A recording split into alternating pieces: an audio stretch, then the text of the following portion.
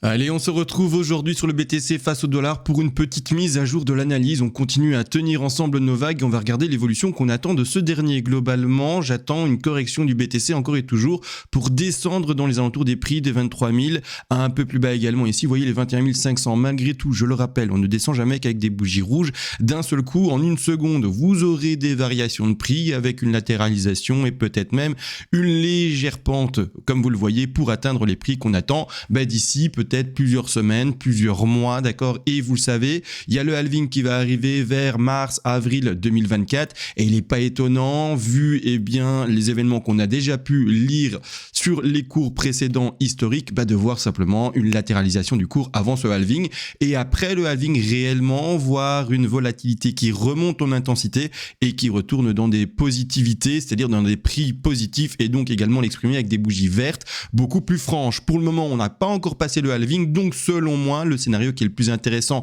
à partager avec vous, c'est une latéralisation, comme je vous l'ai dit, avec une légère chute du marché et donc du prix de ce dernier, et ici en l'occurrence le BTC. Faites attention, ne faites pas le raccourci avec les autres crypto-monnaies, chaque crypto-monnaie doit être analysée de manière particulière. Il y a des crypto-monnaies qui vont faire de la contre-tendance, pumper peut-être 2000%, il y a d'autres crypto-monnaies qui vont peut-être faire des nouveaux plus bas, et c'est-à-dire faire des nouveaux crashs et des nouveaux bottoms, donc faites attention bien sûr à ça. Avant de commencer l'analyse également, je voulais juste également dire aux personnes qui veulent venir sur le Discord, parce que oui, on a enfin un Discord pour ceux qui sont pas au courant, et surtout m'adresser aux anciens abonnés qui sont déjà passés sur le Discord. Vous avez un avantage par rapport aux tout nouveaux, à ceux qui sont jamais venus sur le Discord. Votre avantage, c'est pour l'abonnement à vie. Alors l'abonnement à vie coûte 500 € pour un tout nouveau. Bon voilà, il est jamais venu, donc il a pas d'avantage, il a jamais rien payé précédemment. Mais vous qui avez déjà payé des abonnements, vous les cumulez tous, tout ce que vous avez déjà payé comme abonnement sur le Discord, vous le déduisez des 500 €. Donc pour l'exemple ici, on a quelqu'un dans l'exemple qui a payé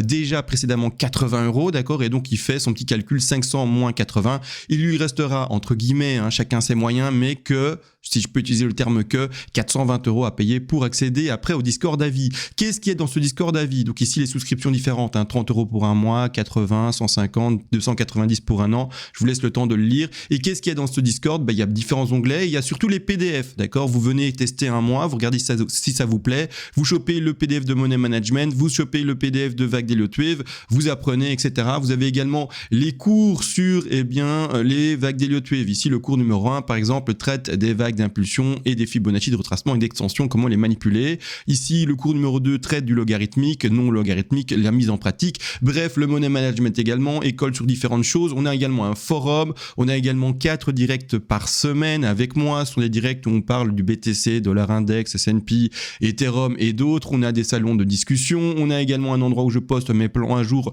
le plus régulièrement possible. Il y a également une foultitude d'analyses qui ont été faites sur des altcoins divers. Bref, pas mal de choses. Et ceux qui veulent nous rejoindre, let's go. Dans les commentaires, vous aurez un commentaire épinglé dans lequel vous retrouverez le lien du site où vous pouvez passer sur la souscription mensuelle, annuelle, 6 mois, à vie. Vous choisirez bien sûr la formule qui vous plaît. Bon, tout est dit et maintenant on va commencer enfin l'analyse du BTC et let's go.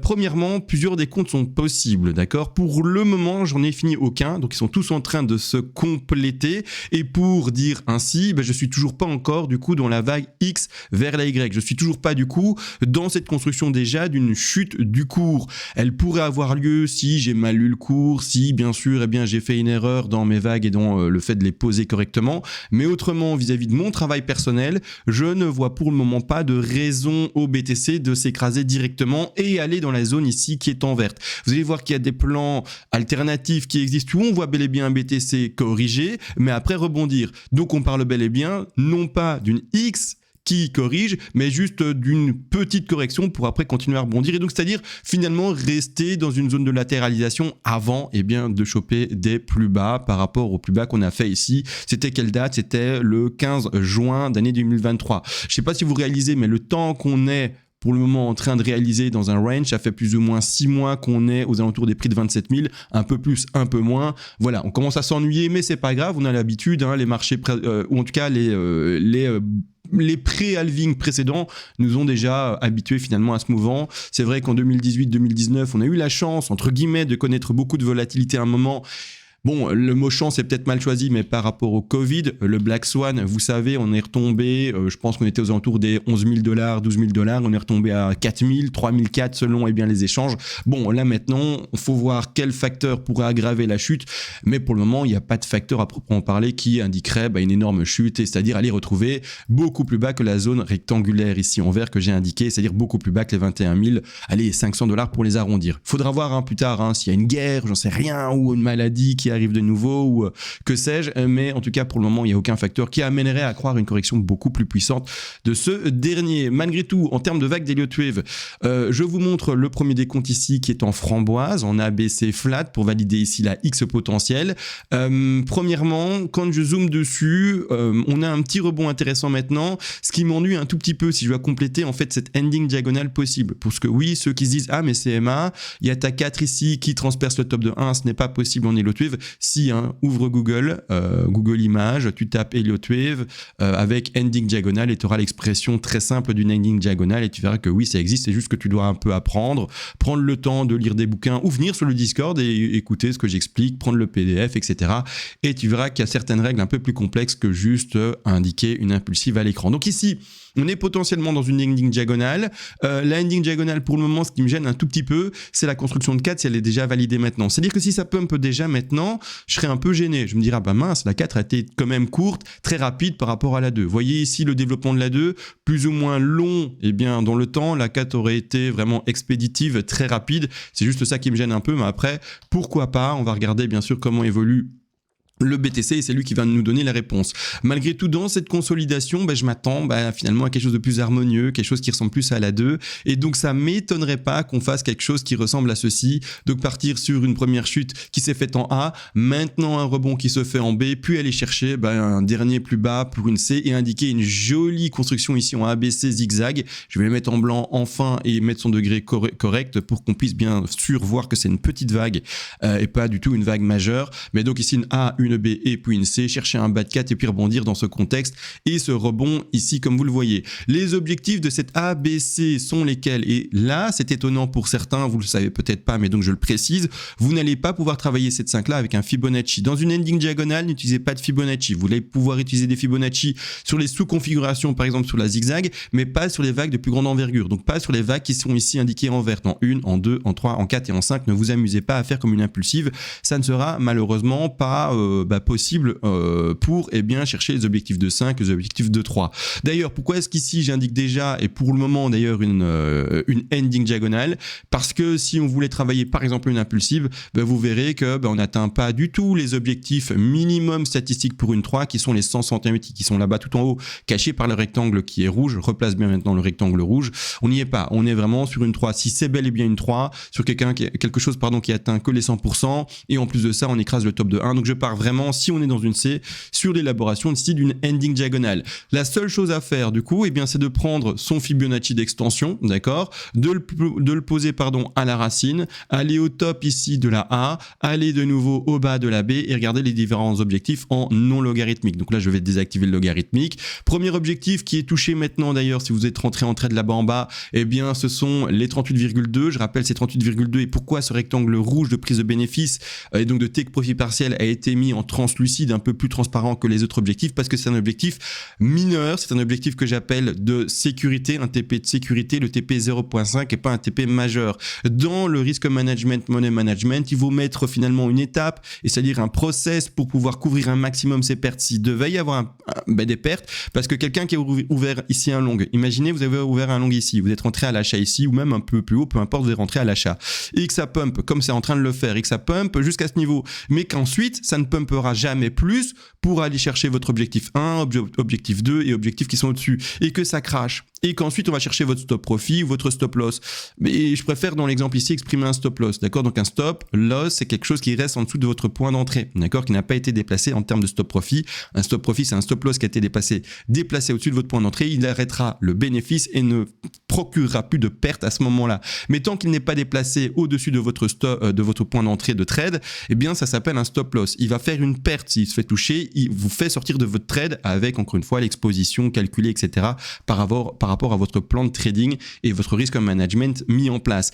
Mais de cette manière, imaginez ça pump comme ça le fait maintenant. Super, vous avez acheté le bon moment. Peu importe, vous avez acheté le bon moment, ça pump, vous êtes en positif sur votre trade. Et puis, en fait, on ne touche pas à votre première zone de bénéfice et ça crache. Zut, d'accord. Donc, qu'est-ce qu'on fait pour diminuer un maximum cette perte qui sera engrangée si vous ne l'avez pas déplacée en termes de stop profit? C'est prendre un tout petit bénéfice. Se dire, ok, nos objectifs principaux sont là-bas en haut, à 29 276 pour le premier. Mais si on ne va pas le chercher, au moins, on a pris un peu de bénéfice ici avant. Petit peu, c'est-à-dire 5, 10%, 15% grand max. On ne part pas sur du 25, 30, 40% de bénéfices pris à ce niveau-là. On part vraiment sur un petit bénéfice pour optimiser sa perte. Je sais que c'est bizarre de dire ça, mais optimiser sa perte, c'est faire en sorte que quand il y a une perte, elle est plus petite que ce qu'on avait prévu. D'accord? Donc toujours faire en sorte que si le plan se déroule mal, la perte soit toujours la plus petite possible. D'accord? De cette manière, imaginons que ça se passe bien. L'objectif principal, et donc qu'on part bien dans cette ending diagonale, l'objectif principal et minimum d'ailleurs serait d'aller chercher les 29 000, allez 300. Je vais mettre mon Fibo en fait pour avoir plus de précision. Je suis plus en grand écran. Voilà, je suis en grand écran, c'est beaucoup mieux. Je mets mon Fibo. Est-ce que je l'ai sélectionné? Non, je l'ai pas sélectionné. Voilà, je pars à la racine de nouveau. Excusez-moi un peu de temps de manipulation du graphique et de mon Fibonacci d'extension. Voilà, on est bon. Logarithmique non mis.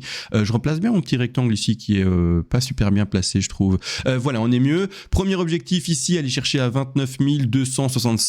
On a un deuxième objectif par rapport à l'AC. L'AC va chercher son objectif des 61,8 et des 100. Deuxième objectif ici se retrouve aux alentours des 31 958. Et vous voyez qu'il y a un objectif complémentaire, et voire même deux objectifs complémentaires qui se retrouvent là au milieu et un peu plus haut. Eux, à quoi ils correspondent? Ils correspondent par rapport à la pattern supérieure. Donc vous le savez, c'est des poupées russes. Vous avez la sous-flat et ensuite vous avez une potentielle X ou également un décompte alternatif, mais on verra ça plus tard, une A, B, C en flat également. Et dans cette configuration, on va ajouter les objectifs potentiels des 90 et également des 123. Donc quand je vais mettre mon Fibonacci par rapport du coup aux vagues jaunes de plus grande envergure, je le mets à la racine, mon Fibonacci de retracement. Je vais au top ici de la vague 1 et donc du début de la W ou de la A, de la X ou de la B et puis de la Y ou de la C pour la flat ou de la configuration WXYZ. Y, pardon, la Z est en trop. Non, on n'est pas dans une Z pour le moment. Et donc, on met du coup également une prise de bénéfice par rapport à ce grand degré-là sur les prix des 30 435 qui sont représentés par les 90% de Fibonacci et également sur les 123, 127 qui sont représentés ici aux alentours. Allez, on précise un peu plus. Je peux même descendre un peu ici. Oui, peut-être que je l'avais fait en log pour être vraiment très large. Ouais, c'est mieux. On va le mettre en log pour être vraiment très large ici. Quoique, ça se joue à rien. Vous êtes en train de vous dire, CMA, tu te casses la tête pour quelques dollars près. Allez, on va se mettre défensif et on va prendre un TP plus rapide en fait, sérieusement, voilà. Et donc ici, un TP à placer également à prendre et donc un bénéfice à prendre un peu plus haut aux alentours des 32 509 dollars si mes yeux sont pas trop mauvais, parce que là, je suis en train de les serrer et essayer de lire ce qu'il y a à l'écran avec mes mauvais petits yeux. Donc ici, 4 TP de placer, un trade potentiel, ouverture de trade pour ceux qui ont réussi sur les zones de support par rapport au dernier plus bas, et puis ensuite voilà, les objectifs sont placés pour ce trade. Mais non n'empêche, rien n'est joué et il peut y avoir des plans alternatifs. Donc soit on part dans ça, un rebond et let's go, on va chercher les objectifs plus hauts, c'est tout à fait possible. Malgré tout, il y a également d'autres plans, et l'autre plan, et bien du coup je vais mettre cette vague verte de retrait, et l'autre plan c'est ne pas de partir en ABC que vous voyez ici en framboise, mais au contraire de dessiner une WXY. Donc ici on met ça, donc ici, et je vais mettre maintenant ma WXY de manière beaucoup plus visible et lisible. Je vais agrandir son degré également, je vais mettre en sub-millennium, bam, on peut pas la louper.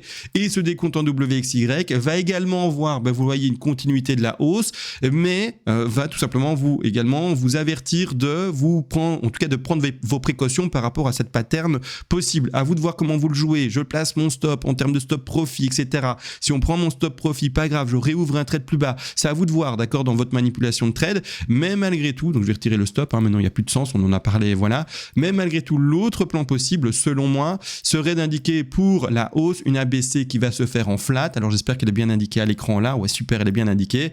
Et à ce moment-là, tout simplement avoir fait la première A, B et C pour le top d'une A, d'accord. Donc ici, je vais l'indiquer. Première A, d'accord.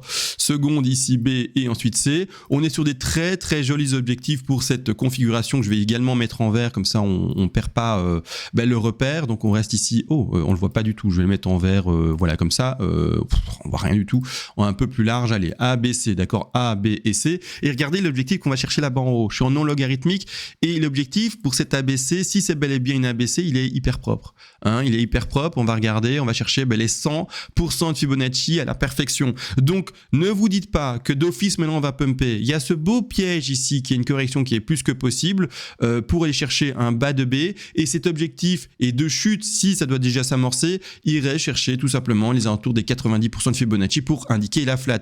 Pourquoi est-ce que je pars en flat? Parce que comme je suis en train de dessiner une Y potentielle par après, eh bien la chose c'est que la Y ne peut pas être décomposée en autre chose qu'une zigzag, une flat ou un triangle.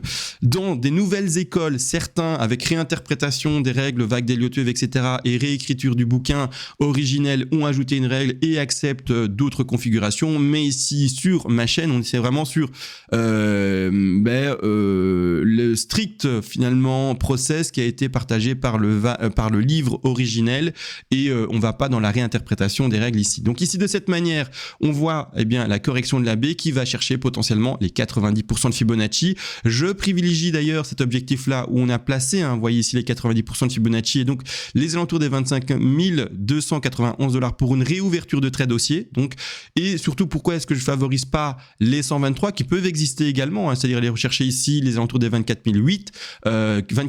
080 $, pardon, excusez-moi, parce que dans la pattern que l'on lit pour le moment, on fait encore et toujours, je vais retirer du coup les dessins pour bien l'exprimer et bien le montrer, on fait encore et toujours pour le moment des plus hauts qui sont toujours plus hauts et des plus bas qui pour le moment font également toujours des plus bas. Donc on reste globalement dans une tendance haussière, même s'il est très légère et qu'on voit vraiment un range devant nous, donc un espèce de cours en latéralisation totale, mais en restant dans cette logique-là, j'aimerais également voir s'il y a une correction qui se fait, garder cette logique de toujours faire des plus bas qui sont également toujours plus hauts. Et donc, vous le voyez, j'installe non pas ma B là à 123, mais je vais plutôt installer ma B sur la zone des 90% de Fibonacci dans cette logique-là. Donc, l'ouverture à privilégier selon moi si la chute devait s'effectuer serait ici sur le plan des 25 297 $ pour cette dernière, et enfin terminer le rebond pour aller chercher la C. À ce moment-là, si on a bel et bien la chute et qu'on va retrouver ces zones de prix, on construira les objectifs de C, on replacera les TP par rapport à la construction de la nouvelle pattern qu'on privilégie.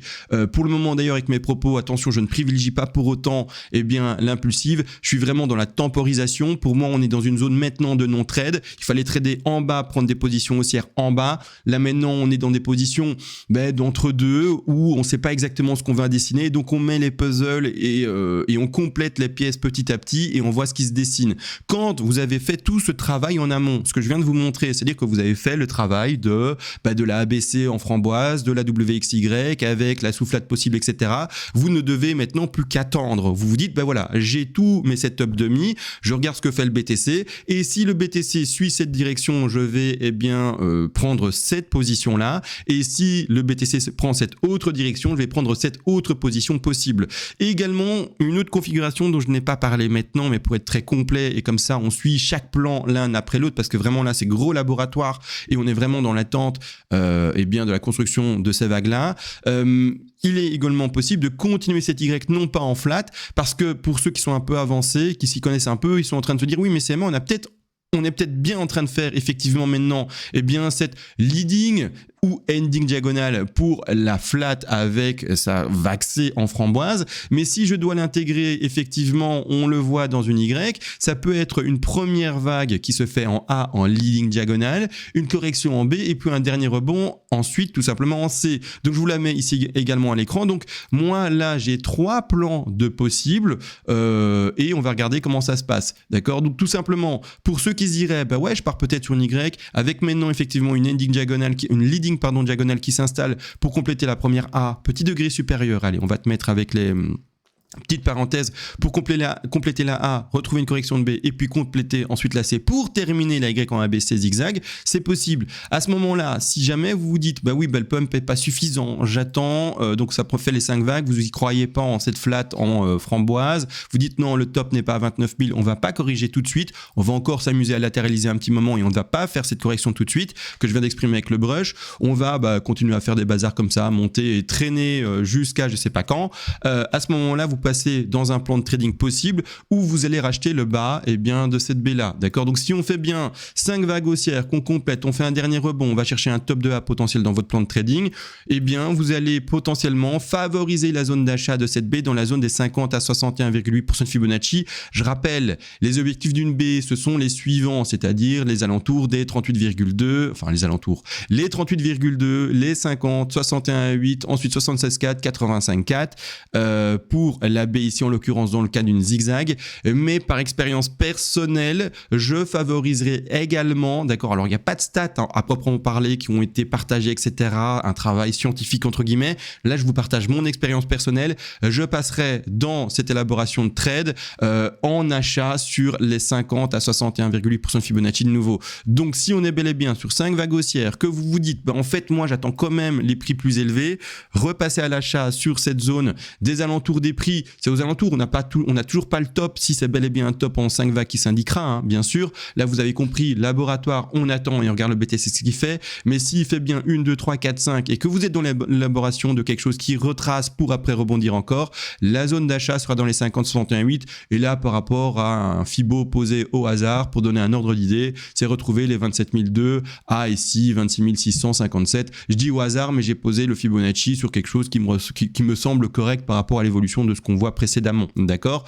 Et là ensuite passer sur cette zone d'achat, repartir à la hausse, on replacera les take profit partiels à placer, on verra également d'ailleurs si ça se passe, d'accord, et que on a bien la correction qui tombe dans ces zones là, on verra à ce moment là si le ratio est intéressant, où est-ce qu'on peut placer son stop loss, où est-ce qu'on verra également les take profit partiels, etc. à placer par après. Je vais pas le faire maintenant pour une question de pas dépasser trop finalement le temps qui est imparti. On est déjà à 21 minutes de vidéo, j'ai pas envie de vous faire finalement trop surchauffer le cerveau. On verra ça si c'est vraiment nécessaire au moment opportun.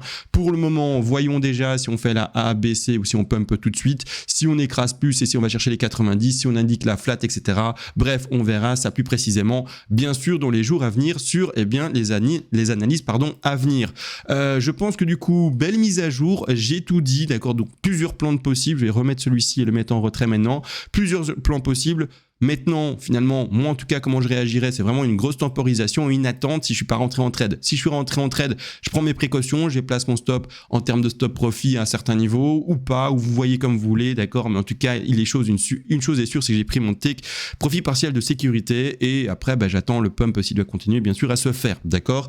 Lecture d'avenir, ça n'existe pas, c'est ce que j'essaie de vous expliquer un maximum. Voyez différents setups, ouvrez votre horizon sur différents décomptes et c'est ça qui est intéressant d'ailleurs sur le Discord, j'insiste, on a un forum et plein de gens partagent dessus, montrent leurs décomptes alternatifs. On en parle souvent en direct, je vais voir sur le forum, je parle en direct également des décomptes que je vois et on se forme ensemble de cette manière. Donc n'hésitez pas. Pour ceux qui veulent passer le step-up supplémentaire et se dire je vais apprendre les Elliott Wave, je veux vraiment y aller et pas juste écouter des vidéos et essayer d'apprendre sur le tas, venez chercher les PDF, toutes les règles sont écrites, vous allez me voir en direct, vous allez pouvoir me poser des questions avec le forum, vous allez pouvoir échanger avec d'autres personnes qui sont également très performantes et qui ont également bien tout simplement toute la théorie déjà acquise. Bref, si vous voulez vraiment passer ce step-là, ce step-up et apprendre plus rapidement, venez nous dire bonjour au moins un mois, choper les PDF, etc.